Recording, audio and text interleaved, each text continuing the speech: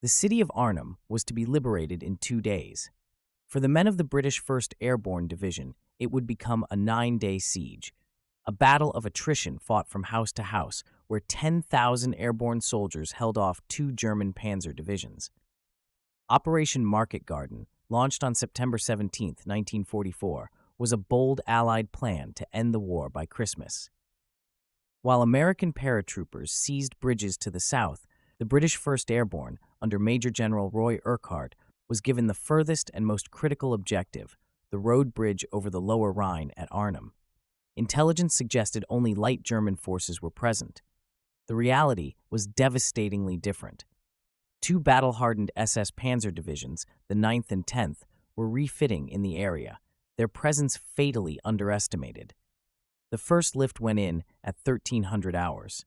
Over 1,500 aircraft and nearly 500 gliders delivered the division's spearhead. The 1st Parachute Brigade began its advance toward the bridge, a distance of 8 miles. Almost immediately, they encountered fierce resistance. The lightly armed paratroopers, carrying the 9-pound Sten gun and the 303-inch Lee Enfield rifle, faced Panther tanks with 75mm high-velocity guns and Panzer grenadiers armed with the rapid-firing MG-42 machine gun. Only Lieutenant Colonel John Frost's 2nd Battalion reached the bridge's northern end, digging into the surrounding buildings. Cut off from the rest of the division, now encircled in the Oosterbeek perimeter to the west, Frost's men held the bridge for 4 days. They fought off armor with the 6-pound anti-tank weapon, its 3-pound explosive bomb capable of knocking out a tank at close range, but ammunition and men dwindled. The perimeter at Oosterbeek, roughly 1,500 yards by 1,000 yards, became a cauldron. Urquhart's men, supplied by perilous daylight airdrops, repelled constant infantry and armor assaults.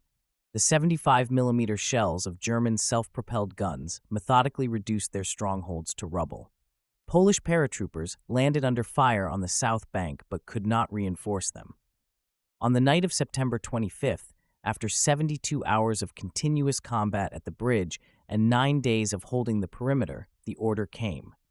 Under cover of darkness and a heavy artillery barrage, just over 2,000 survivors of the original 10,000 were ferried across the Rhine in a daring evacuation.